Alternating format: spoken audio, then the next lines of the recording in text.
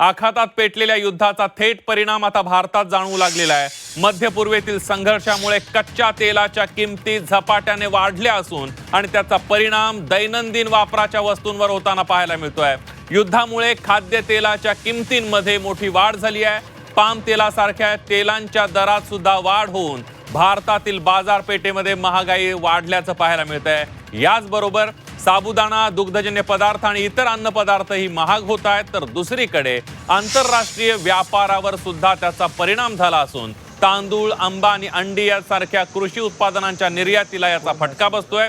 एकूणच काय तर आखातातील युद्धामुळे भारतात महागाई वाढण्याचा धोका निर्माण झाला असून सामान्य नागरिकांच्या खिशावर त्याचा थेट परिणाम होताना पाहायला मिळतोय।